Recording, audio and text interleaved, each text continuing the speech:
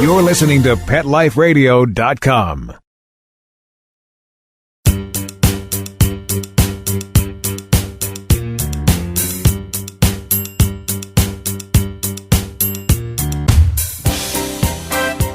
Welcome to Pets Mean Business on Pet Life Radio. I am your host, Dustin McAdams. I am so excited to be joining all of you today. This is my first show. I am standing in for the wonderful Jamie Migdal. I would like to thank Jamie. As she mentioned on her last show, she and her company, FetchFind, are growing like crazy, blowing up, and they've recently acquired Pauled In. So Jamie is a very busy woman these days. She graciously asked me to step in and fill in for her for a while, which I am thrilled to do.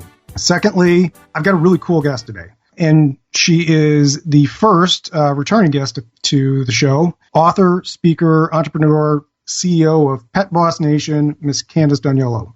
But before we bring Candace on, let me give you a little bit of introduction on me. I'm the founder of Pupjoy. For any of you who don't know Pupjoy, we are kind of the blue apron for pet parents. We deliver customized boxes of dog toys, treats, and more, curated from artisans and delivered to doors. In running this business, I get to work with all sorts of great independent suppliers in the pet space. I work with some wonderful rescue organizations and the people behind them, and generally day in and day out, dog lovers and pet parents, which is awesome.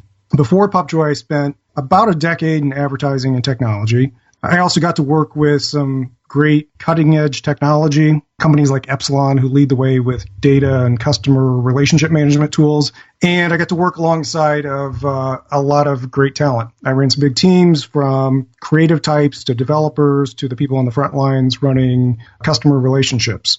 So why Pupjoy and the pet industry? It kind of came from a midlife crisis of conscience. A number of years ago, I was living in upstate New York, running operations for an agency there. I had a family member who was battling cancer.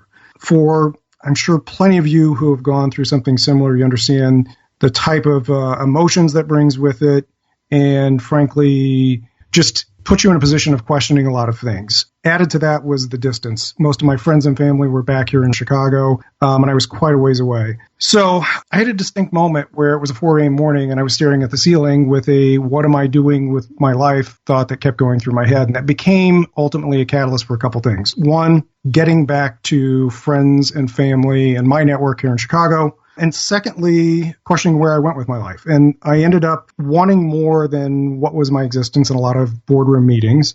I wanted something that had more purpose to me. So ultimately, that's how I entered the pet business. And it was finding an opportunity where it was a combination of my passion for dogs, purpose in the type of company that I wanted to build, and a market. And that's why I love this show. This show focuses on the business of the pet industry, which is a huge, healthy market, $63 billion spent in the market. For the last 15 years has had roughly an annual growth rate of about 5%, has been very recession tolerant. It's a great industry. It's a big industry. What I love about it is it's got a ton of really good people, and it's got some amazingly compassionate people on the philanthropic side.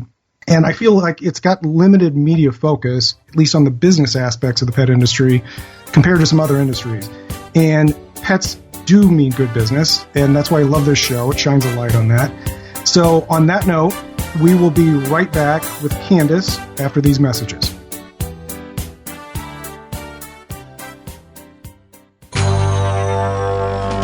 It's DesignerPetSweaters.com. Hand-knitted designer sweaters for your precious pup or cool cat. Beautiful couture patterns for your pets, including custom-knitted formal wear, casual wear, yachting, and even sports-themed. Many designer pet sweaters include feathered tammy hats, top hats, and a lot of sparkle. Each sweater includes leg loops, front paw sleeves, and leash opening. Visit DesignerPetSweaters.com to order your four-legged fashions today. Your pets will stay warm for the winter and be runway ready. Large or small, we fit them all. DesignerPetSweaters.com.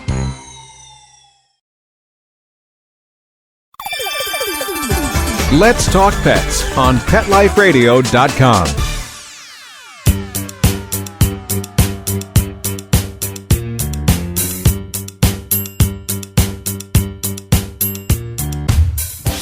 Welcome back, everybody, to Pets Mean Business on Pet Life Radio.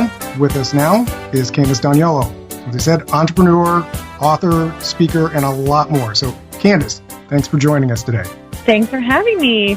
It's wonderful to have you. And so everybody knows Candace and I know each other. We both work here in Chicago within the industry. She has a ton of experience, wonderful person. And Candace, I'm going to kick it over to you to let you give everybody a little bit of background on you, your contact information, and then we'll jump into some fun. Sure. Yeah. Well, I am kind of like a pet industry veteran.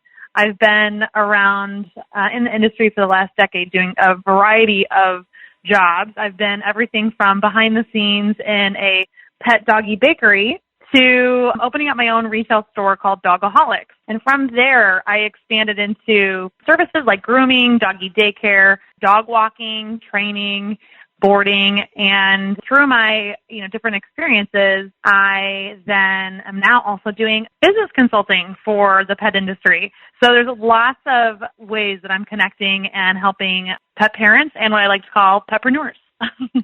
That is cool. So let's dive into those things. But first, if anybody's wanting to look you up as they're listening through on this, what's the contact information that they should go and look you up? Sure. Well, for business consulting, it's all through petbossnation.com. And the easiest way to get a hold of me there is either by emailing me at hello@petbossnation.com, or there is a phone number, too. I could give that out. It's 872-239-6442. Perfect. So you've had a ton of experience in the pet industry as a whole, and maybe we'll go through each of those in a little more detail on kind of what you learned. But so you've now landed in business consulting for the pet space. So what does that look like? For those people who haven't ever experienced it before, what does that feel like for you day in and day out and for your clients? Yeah, well, even from my own experiences, I found that mentoring and coaching is really very, very needed when you're an entrepreneur. It can be a very lonely place, and reaching your goals or having someone hold you accountable is really where you're going to find the most success in growing your business.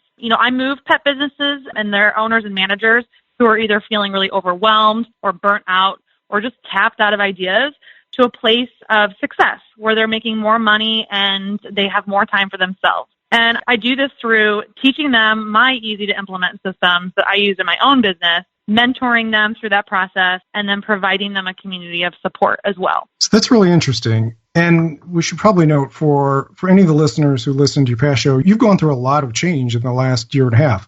For anybody who doesn't know, Candace was a guest back in November of 2015. So you've gone through a lot of changes. And if you want to talk about, one, the evolution of Dogaholics and your retail business there, and then specifically, where was the light bulb of the opportunity of where you found a market and opportunities to coach and guide and to help train other entrepreneurs?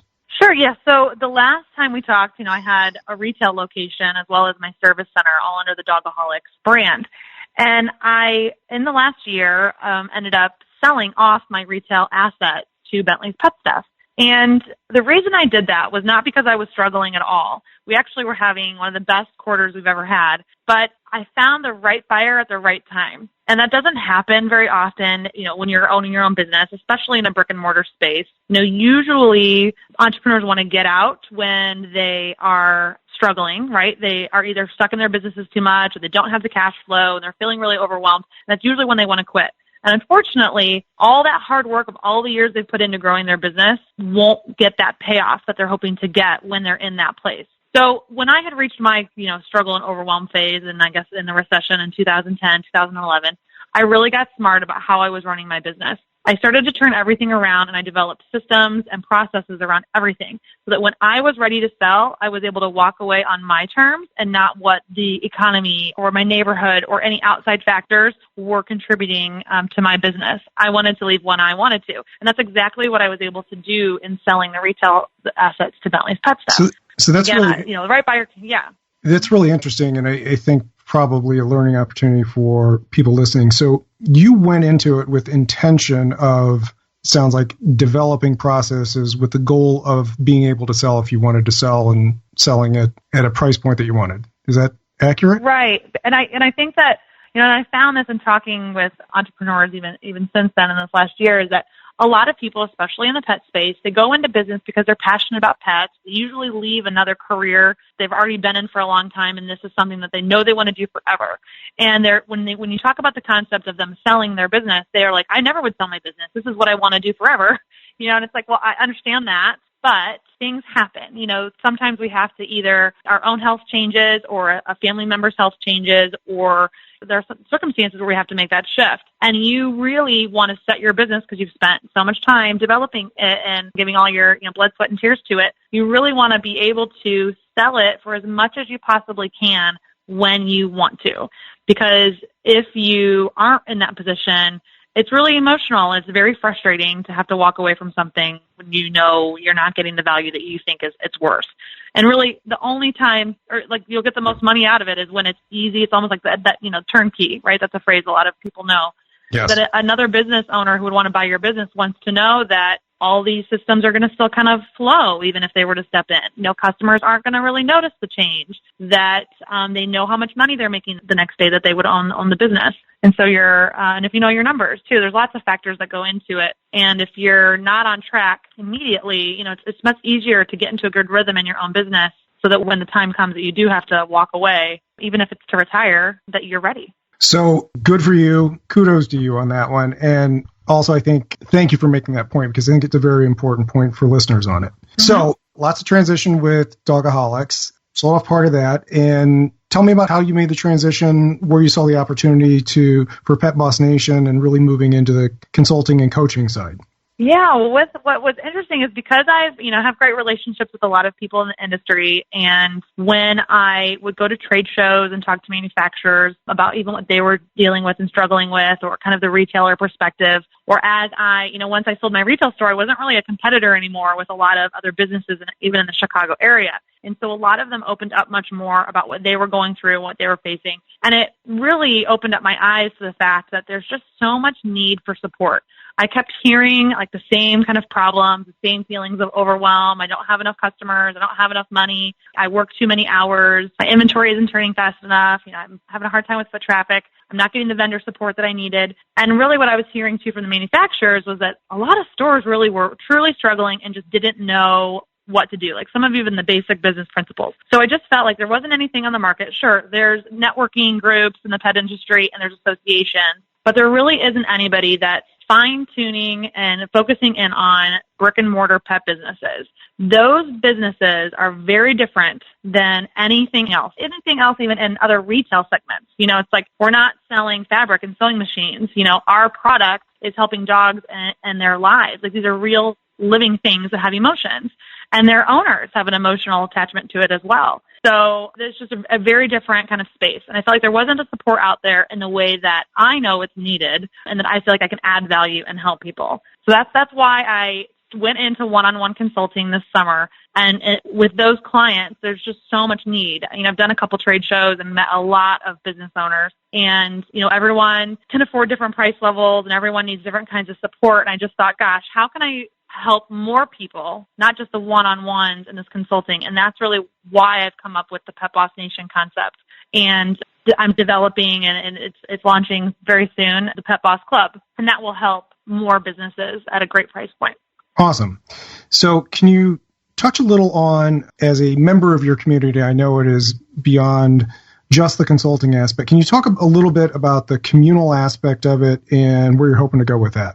Yeah, at Pet Boss Nation, we have a free Facebook group that is full of anybody who's a pet boss, right? There's manufacturers, retailers, doggy daycares, some solopreneurs, dog walkers, and it's a free place to ask questions and connect. I host it, I lead it, I make sure that the conversation is always around business development and helping all of us grow.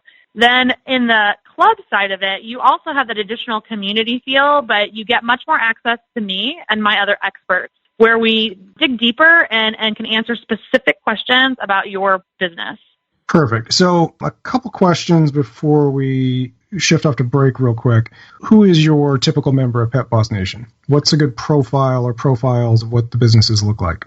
It's interesting because a lot of the people in the group really range. They range from people who are just starting out or more seasoned businesses. And I think ultimately we're all looking for new opportunities and more customers. And so it's a great way to network. In the community alone, business is already happening. Manufacturers are showcasing product and retailers are making comments and placing orders.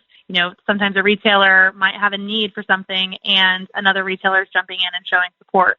So it really varies in the open community. Now, the club is really for businesses who are, either just starting out or even in year 3 or year 4 who know they're doing a lot of things well, but they haven't been able to systematize their processes and really see the revenue and the profit margins that they were hoping for. And so that's what we tackle in the Pet Boss Club. So the Pet Boss Club, does somebody pay you on a retainer basis, or is it a subscription model? How does it work for you if somebody's interested? The Pet Boss, sure. Yeah, the Pet Boss Club is a monthly subscription. You can opt in at petbossnation.com at any time, and you can cancel at any time. There's an affordable monthly rate that really any pet business can jump in on. And you can also buy a year in full, which gets you some discounts. Once you're a member, you get access to a portal where you can log in. And every month you're going to get free themed content around the pillars of what, I have learned even in my own pet business on how to grow it to 7 figures and keep it there for many years.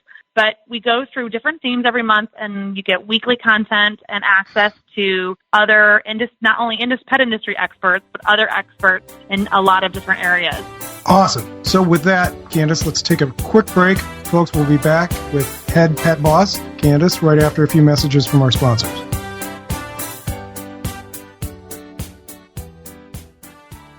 The young lady from the rescue delivered Happy, and I panicked. He was missing hair, stinky, scabby, and I thought, what did I get us into? The cause of his issue was poor nutrition. It was neglect.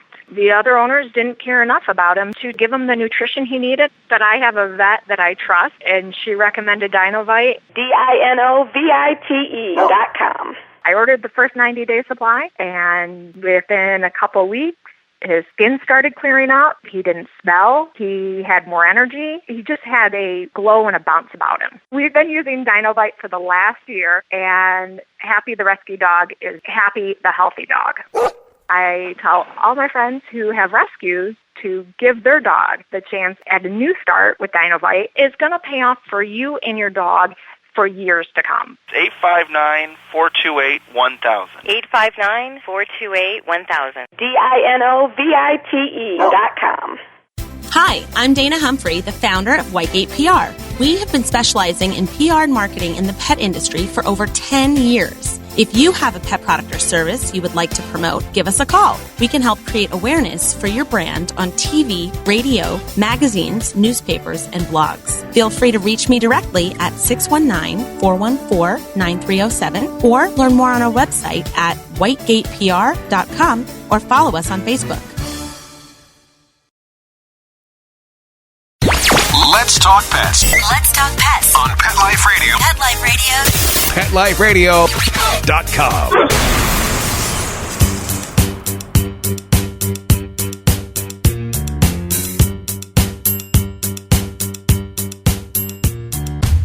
All right, we're back with Candace D'Agnolo, the head pet boss. So, Candace, I know personally you've had a ton of experience. Candace and I have known each other. We've talked some.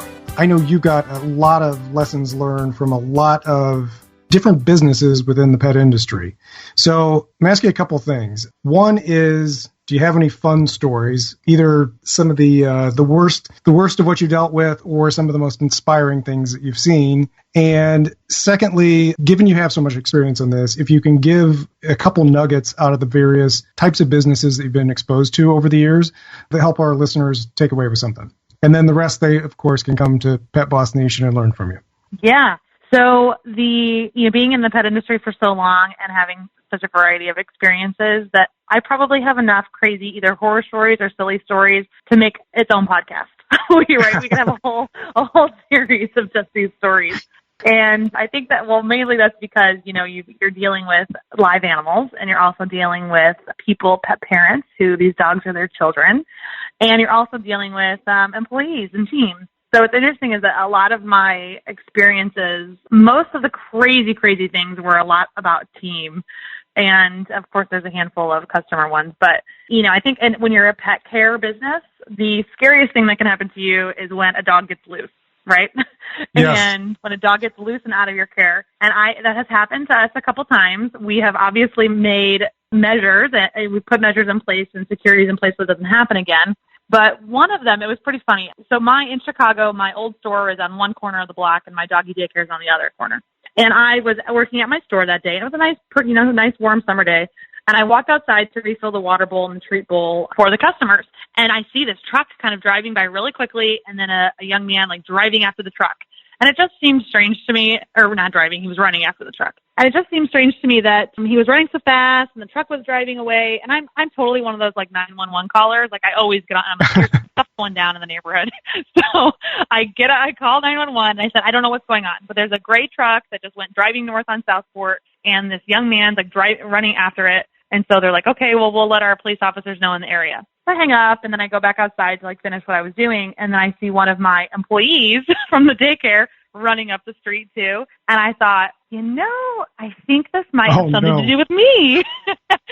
So I call my daycare and I was like, what's going on? I just saw Aaron go running down the street, and they're like, well, the new guy. So there was the first guy I saw, it was his very first day working as a dog walker. And he was almost to the daycare because he was helping transport dogs to daycare, and the leash broke. And the dog bolted. So he was the one running after the truck, and the truck obviously had nothing to do with the whole scenario. It was a dog somewhere I did not see that they were all running after. So I called the police back and I said, hey, I now know what that incident was about. So we've got a dog that's running loose. So they ended up letting the police officers know in the area. A bunch of us, a lot of my employees, in those scenarios when that happens, you first call the owner immediately. I cannot stress that enough. It will just come across so much worse if somebody else finds that dog and the owner finds out from another person that they've entrusted your company to care for that dog, and now you haven't even called them yet to know that the dog's missing versus someone else. So that would be the number one thing I'd recommend. And then at that point, we got as many people as we could out looking for this dog. We had cars going, different employees on bikes. And we kept hearing from the police because we'd run into the police and they would kind of tip us in, oh, yeah, somebody saw him over here, somebody saw him over there.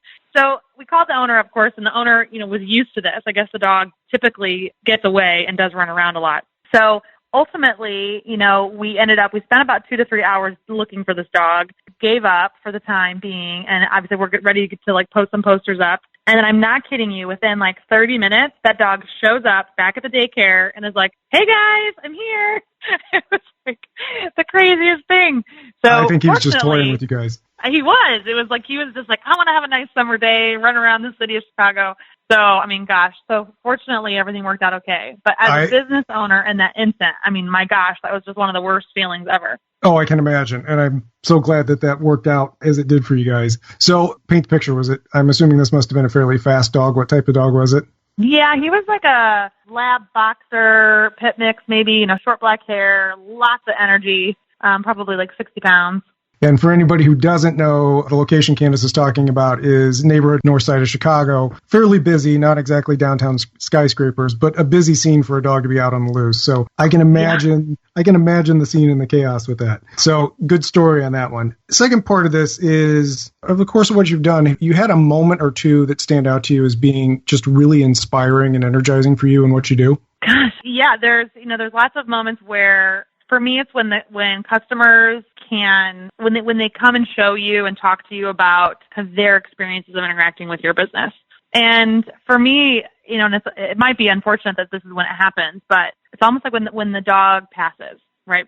Because you end up talking to the owner so much more. They usually write very, very lovely cards, and they even come and visit you after their animal has passed away. They still come to your business just to walk in and say hi. That, to me, proves to me that we are doing something right.